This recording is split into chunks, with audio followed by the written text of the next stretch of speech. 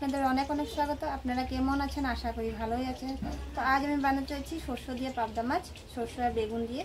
তো দেখতে থাকেন। আমার রেসিপিটা ভালো লাগলে লাইক কমেন্ট শেয়ার করবেন, আমার চ্যানেলটাকে সাবস্ক্রাইব করে দেবেন। আমি পাবদা মাছ রান্নার জন্য এখানে দিয়ে দিলাম নুন। আগে থেকে নুন মাখানো ছিল। দিয়ে দেবো হলুদ। মাছগুলোকে হালকা ভেজে নেব আমি।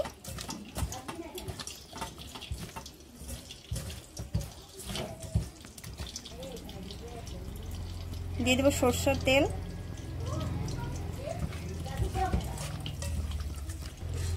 এদিকে আমি কড়া বসিয়ে দিয়েছি, তেল দিয়ে দিলাম।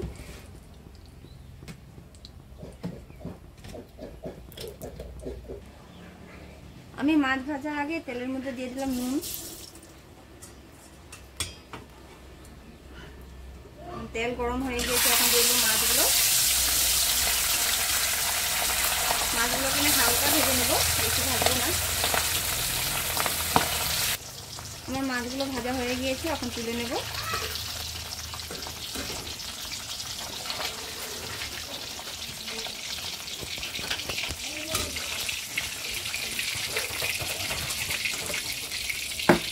আমি এরকম করে সবগুলো মাছ ভেজে নেব।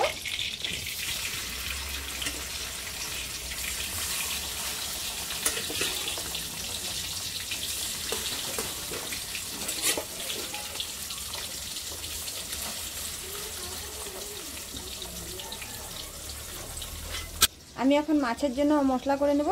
নিয়ে নিলাম কাঁচা লঙ্কা আর সাদা সরষে। আমি এখন এগুলোকে পেস্ট করে নেব।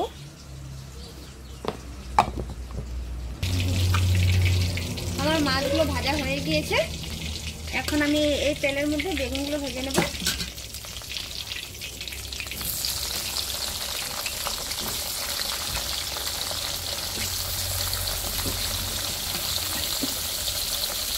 নুন, হলুদ গুঁড়ো,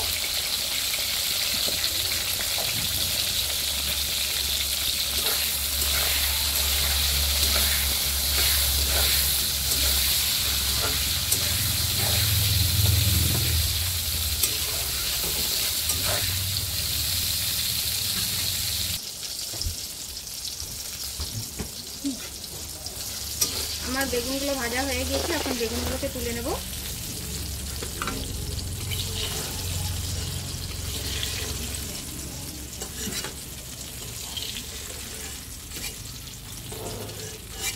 আমি এখন এই তেলের মধ্যে মাছটা সম্ভার দিয়ে নিব।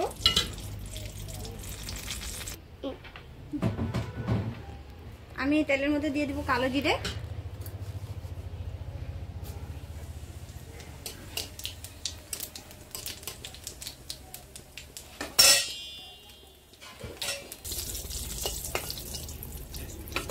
এখন আমি দিয়ে দেবো টমেটো পেস্ট করা। আমি টমেটো একটা পেস্ট করে নিয়েছিলাম।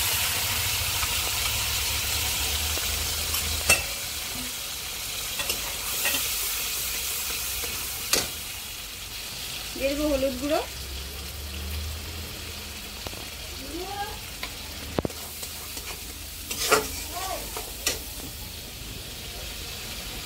নুন,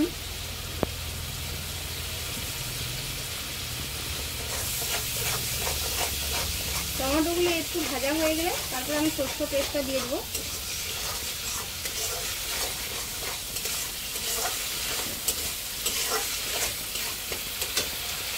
এখন আমি দিয়ে দেবো পেস্ট করে রাখা সরষে আর কাঁচা লঙ্কা।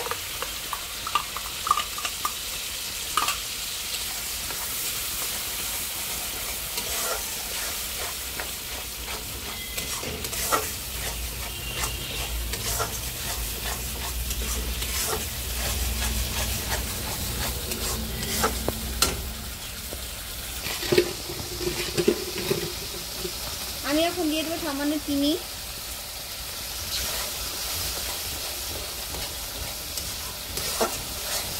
এখন মশলাটাকে আমি ভালোভাবে কষিয়ে নেব।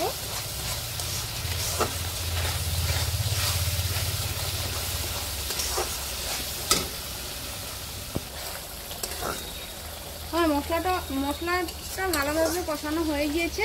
দেখেন কি সুন্দর তেল ছেড়ে যাচ্ছে।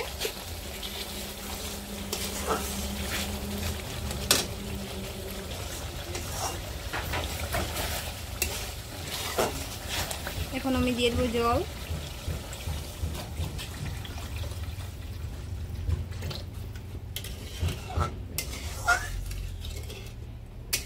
আমার ঝোলটা উতরে গেলে তারপরে বেগুন, ভেজে রাখা বেগুন আর মাছগুলো দিয়ে দেবো।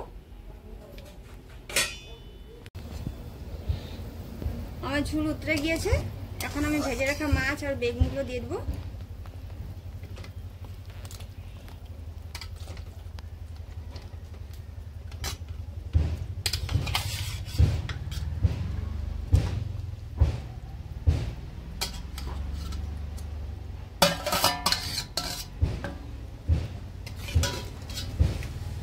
এখন মাছগুলো একটু সিদ্ধ হয়ে গেলে তারপর আমি নামিয়ে নেব। আমি ঝোলের মধ্যে চিড়ে রাখা মরিচ দুটো দিয়ে দিলাম।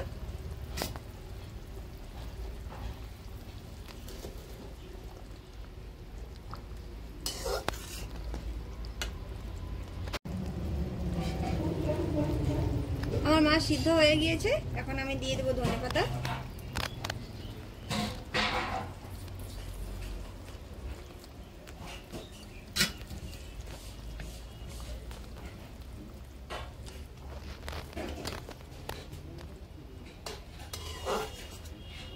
এখন আমি নামিয়ে নেব।